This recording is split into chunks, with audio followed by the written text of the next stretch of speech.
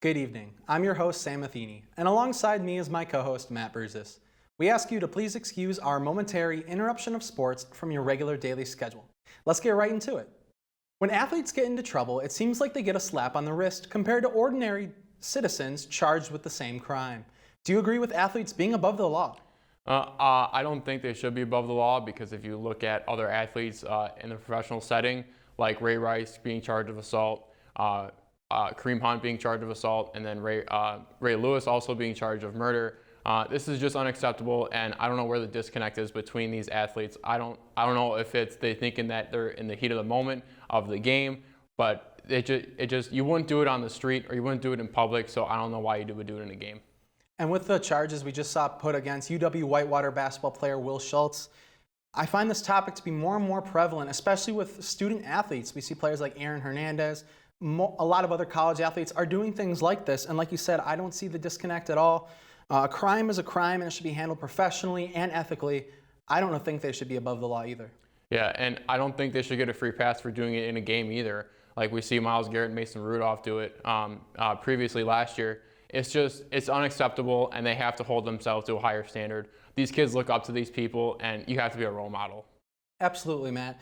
And Myers Leonard also being suspended indefinitely by the Miami Heat for making an anti-Semitic slur on a video game live stream. Do you think this affects the culture of the sport, of the NBA? I think it does, but I think it affects Myers Leonard a lot more. I think that his career is too little, and he's not a good enough player to take something like this and keep running with it. I think his career is over with. I think he's played his last game in a Miami Heat uniform. The Miami Heat suspended him, the NBA fined him, and so I think that's it for Myers Leonard.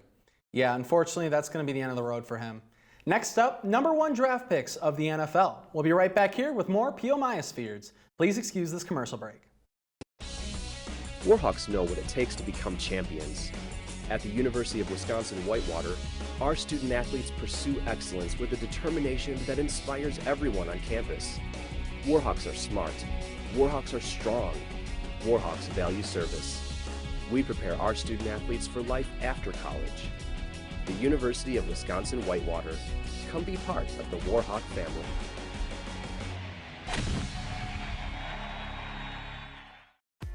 UWW-TV has been an important part of the campus and community since 1980. Not only providing on-air learning opportunities for broadcast journalists and electronic media production students, but educating and entertaining our audiences with award-winning news, live sports coverage, original programming, as well as dedicating the mission to developing creative collaborations throughout campus. For more information, visit our website, our 24/7 stream, and like us on Facebook. Check us out because you gotta see what's on UWW-TV.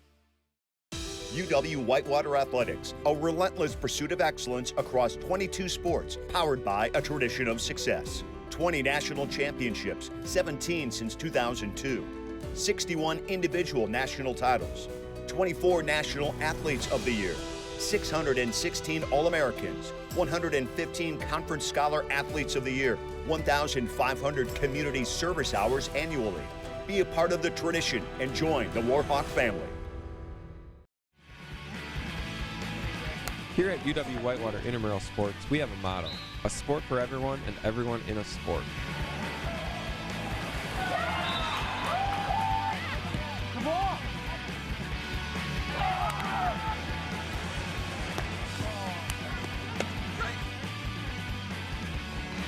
That's it anyways. Oh, she caught that off, and they're gonna count it. Had a blast. Always have fun at intramurals. Every day we strive to go above and beyond that goal by providing healthy exercise, promoting leisure education, and giving students that competitive atmosphere they are looking for. Yes! Yes!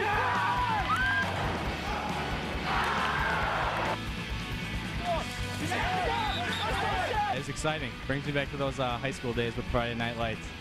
With our 25 different intramural sports offered, we guarantee that we have a sport for you. Go to our website and find your sport today.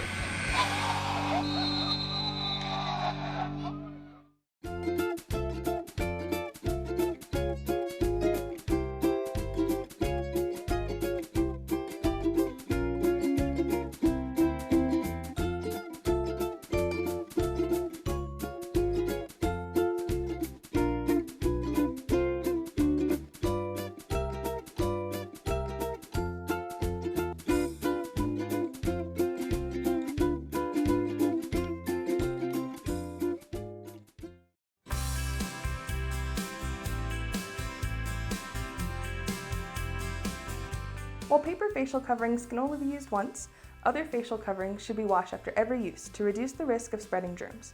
Some facial coverings can be laundered, but washing them with soap and water in the bathroom is also an effective and efficient method for disinfecting. The students shown here wore their facial covering until they entered the bathroom, thoroughly washed it with dish soap and water, and brought it to their room to air dry. Always allow your mask to dry completely before reuse. If you do not have dish soap at your disposal, please use the provided hand soap in the community bathrooms.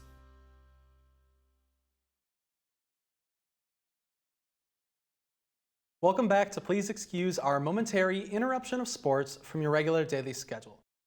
The NFL #1 draft pick is supposed to give teams a franchise player, but we've seen numerous first overall draft picks fall flat over the course of the NFL's history. Is the #1 draft pick overrated?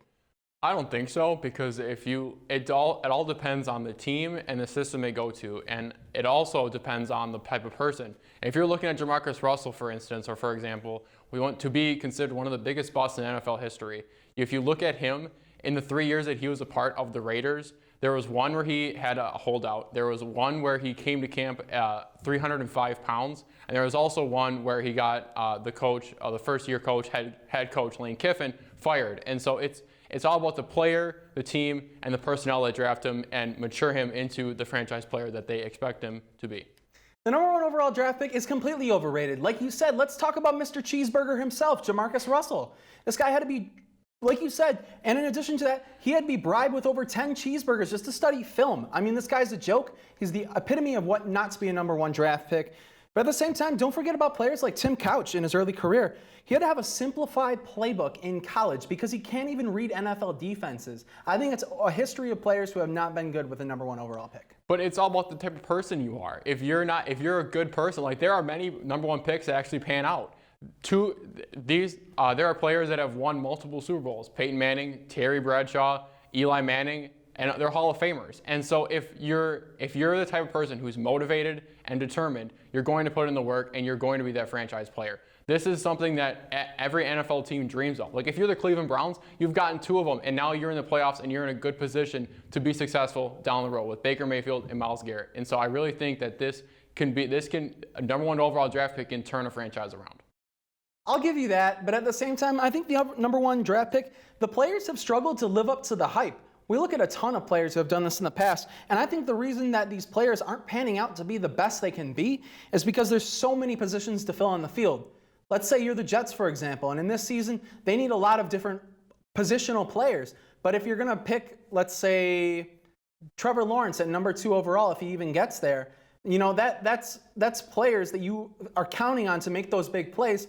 And I just think that, you know, there's more than one position in the NFL, and I think that's why they're overrated. Yeah, that is true. That is a good point. There's multiple positions that a team needs to fill. But if you're looking if you have a top draft pick or a top 10 pick, you're looking to fill and you're looking to get the best overall player. And I think one of the things that you do is you adapt to the NFL. Your first year may not be the best what you really hope to be, but if you're looking at Kyler Murray, for example, he was the #1 overall pick in 2018, and he lived up, and he didn't really succeed in his first year, but it came his second year, his sophomore season in the NFL, he really picked it up. He really lived up to his potential, and we really saw what he could be.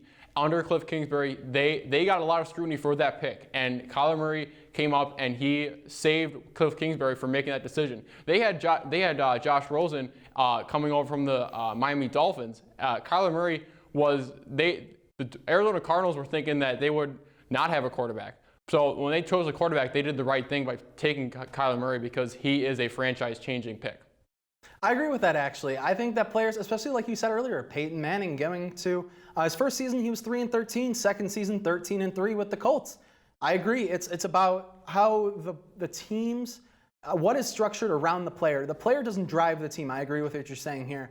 A lot of these players, they need to have a good system with them, and sometimes it just doesn't work that way. Yeah, and it's also about the management in the front office, and like they need to know their team. They need to know their team inside and out on what their weaknesses are, what they can do in free agency. Because it's not all just about the draft. It's about replacing your needs and finding your needs and maturing and coaching everyone to be successful and be the best they can be.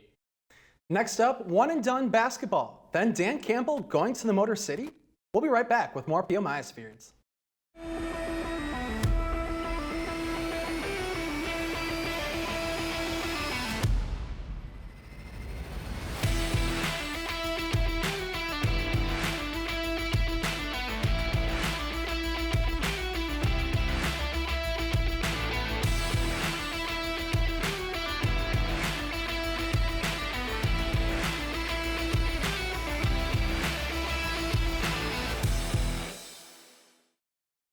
us on. Flip them off. 91.7 WSUW. 91.7 is a student-run radio station serving the Whitewater area with a variety of original programs, live sports broadcasting, community events, and more. So turn us on. 91.7 FM. Or stream us live at 917theedge.com. UW Whitewater Athletics, a relentless pursuit of excellence across 22 sports, powered by a tradition of success. 20 national championships, 17 since 2002. 61 individual national titles. 24 National Athletes of the Year. 616 All-Americans. 115 Conference Scholar Athletes of the Year. 1,500 community service hours annually. Be a part of the tradition and join the Warhawk family. As an Army ROTC cadet at Whitewater, you have the opportunity to develop into a great leader while learning and applying the Army values to your everyday life. Within ROTC, you have the chance to travel overseas in the CULP program to train with other militaries, attend many elite Army schools such as Airborne and Combat Diver, and you have the opportunity to attend conferences and guest lectures by some of the Army's top-ranking officers. Our Warhawk cadets participate in many extracurricular activities, Division III sports, Greek life, intramural sports, among many other team building and community service events. Being a cadet at Whitewater is more than just being part of the Army. It's also about being active members in our community and coming together to form a family atmosphere. Anyone who wants to be a part of something bigger than themselves while developing themselves professionally should consider UW Whitewater ROTC. To sign up for UW Whitewater ROTC, go to the 4th floor of McCutcheon Hall to room 417.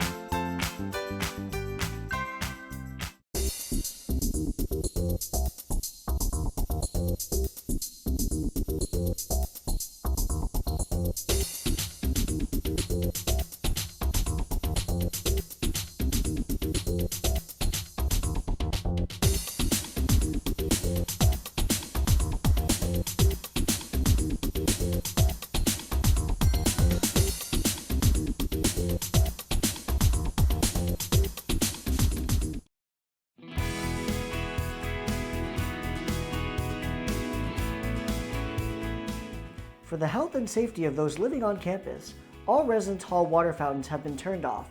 However, the refill component remains active, so students can fill up their water bottles hands-free.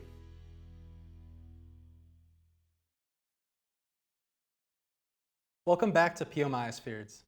The NBA one-and-done rule forbids prospects from entering the NBA right after graduating high school. However, with the increasing talent coming out of high schools, there are rumblings of removing the rule. Should the NBA remove the one-and-done rule, Matt? They totally should. Either they should eliminate, either they should implement a rule where players can go straight out of high school into the G League, which is a prior league for the NBA, or the farm league for the NBA, or they should change it to what college football has, and you should stay in college for 3 years and then you can go into the professionals, like go into the NBA. If you do either of these two rules, you're helping out the university, which is what the one and done rule does not benefit. And if you look at Duke and Kentucky this year, they won't make the tournament. And those are two blue blood schools who have been dominant in college basketball for quite some time now. And so they're not going to be in the tournament, which then hurts their university and hurts the team and hurts the program. So I think they should eliminate it. Are you kidding me? You just said that it doesn't help the university when you said... You just said it doesn't help the university when most players go one and done. I think it does. It brings in revenue. So look at Zion Williamson. He came to Duke and he played incredible. And the ticket numbers and the ticket prices went up. I think that it just depends on who's at the college. But at the same time, the majority of players struggle when getting to the NBA because they just can't make the transition from high school to the pros. I think that's why this one and done rule should stay. That's even more reason to have it eliminated. You should then implement the rule that you need to stay in college for 3 years, because if they're not succeeding in the NBA right when they get in, they're not reaching their full potential. They could then, if they were to spend 3 years in college, they then could mature, they could get stronger, they become faster, and they can be the best they can be when they can hit the ground running going right into the NBA. If you look at programs like Virginia and Gonzaga, they've been able to build success. Tony Bennett has won the ACC title 5 seasons out of the 12 he's been there. Mark Few in Gonzaga, he's built a college powerhouse. He's one of the reasons why Gonzaga has 26-0 record this season, because he can get 5-star recruits to come into Gonzaga and also have juniors and seniors to lead the program and have their leadership. It's huge for college programs. That's a great point you actually bring up. I'll give you that. But at the same time, 60% of NBA players are bankrupt 2 years after leaving the NBA. And why is that?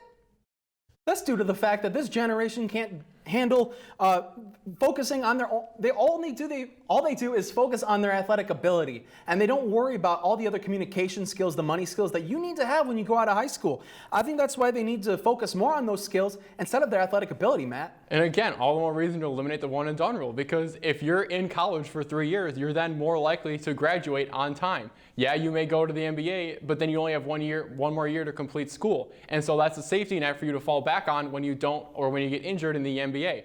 Take a look, for example, RJ Hampton. He had recruits from Duke, Kansas, Memphis, and Kentucky coming out of high school, but he chose to go overseas. And that's another route that these players could choose to go overseas and play after they play 1 year overseas and come back in the draft and be eligible in the next year. But he was supposed to be a top 10 pick coming out of college if he would the one and done rule, but he also went overseas, but he dropped 24 in the draft. So that also could hurt you. So I think colleges should eliminate the one and done rule, because it would only help the university and also help the player, because then you're developing them more and becoming them a higher lottery pick. I disagree. I still think that if you're at a university for longer, you're using more, and so I say it, taxpayer dollars and money from the university to pay for their full ride scholarships. I think that's the reason why this one and done rule should stay. And if you think about the shot clock in high school, there's even no shot clock in high school. I think that's the big reason why they can't transition. Yeah, but I also think that you should either give the university all of your time or none of your time. That's fair. Next up, Dan Campbell in the Motor City, right after this commercial break. At the University of Wisconsin-Whitewater, we're passionate about learning. Our talented faculty members blend teaching with research, creating hands-on learning experiences for students. Warhawk Pride thrives at UW-Whitewater, where student athletes excel on the field and in the classroom, where diversity is celebrated. A tradition of excellence. Find your passion here.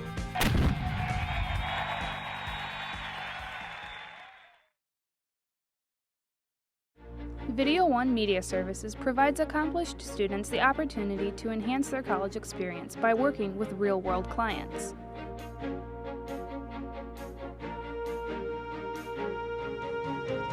In addition, we provide clients local and affordable video options to better enhance their media needs.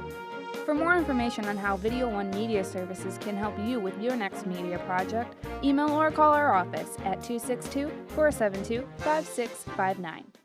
UW-Whitewater Athletics, a relentless pursuit of excellence across 22 sports, powered by a tradition of success. 20 national championships, 17 since 2002.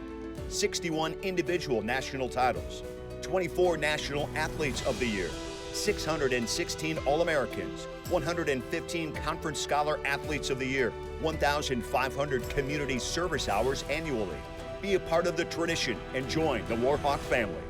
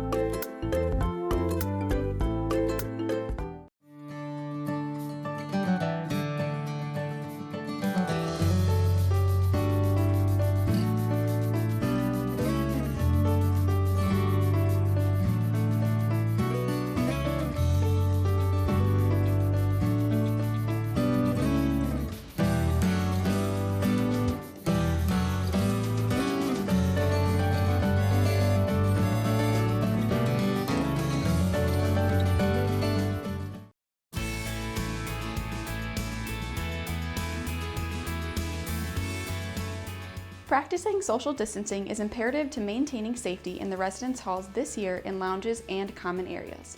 For kitchens and laundry rooms, we have capped occupancy at 2 students in these spaces at any given time. Students will not be allowed to wait for their laundry in the laundry rooms, and if 2 students are already in the space switching laundry, please wait outside for one to leave. We ask that those using these spaces are efficient with their time, so all students have the option to use the common areas as needed. We thank you in advance for your cooperation.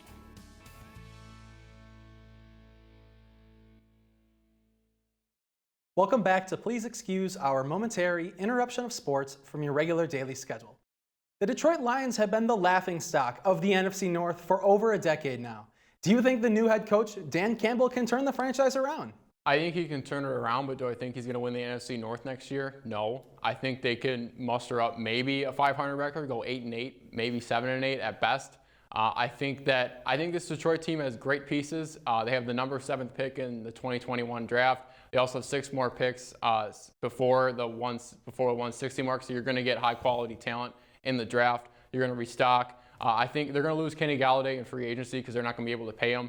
But again, I also think that you could restock. I think if you can get Marvin Jones and Danny Amendola, 2 of the wide receivers that they have who are pending free agents, if they can sign them, I think that gives them a good chance of being a quality team on offense. They have good pieces like DeAndre Swift and TJ Hawkinson also on offense. So I think they can turn around a little bit better than what they've done in the past.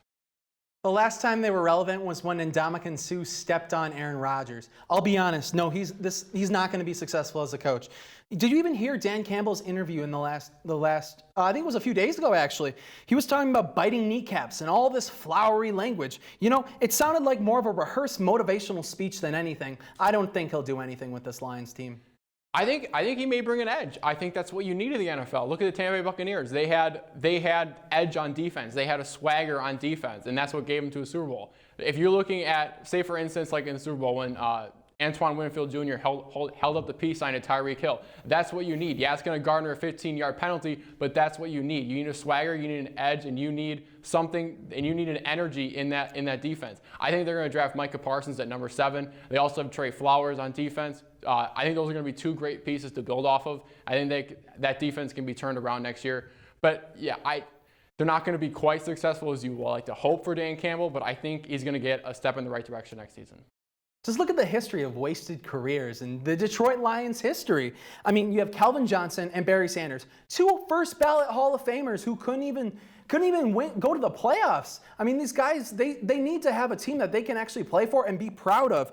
And this guy, Dan Campbell, he's never been hired as a head coaching position. In fact, he's 5-7 as an interim coach for the Miami Dolphins. I don't think he has any experience, and I think that's why they're not going to do well in this next 5 years. So be it if he even gets that far. But if you look at, for example, Matt LaFleur taking the Packers head coaching job, he didn't have any experience as a head coaching position beforehand. But now now in this 2 seasons as a Green Bay Packer, he's gone 26-6 and going to 2 straight NFC Championship games. If you're looking at that success, I think they can build off of that. I think you have great pieces. I think Jared Goff coming into a new system, new face, new franchise, fresh start. I think he can be what they want him to be. And I think they're building for the future. They're looking long-term, looking to see what pieces they can take and build with. I think it all starts with the GM, though. If I'm being honest, nobody wants to play in Detroit. Look at all the depleted resources, the economic hardships they've had. And all they really do is build F-150s in Detroit, if we're being honest. It's called the Motor City for a reason. And I think it's just a terrible place to play. And that's why no one wants to play there. Yeah, I agree that it's going to be a terrible place. But I think that they can have a step in the right direction where they can be successful. That'll do it for us here tonight. Thank you for watching, and tune in next time to hear more hot takes all around the world of sports. This has been Please Excuse Our Momentary Interruption of Sports from your regular daily schedule on UWW-TV.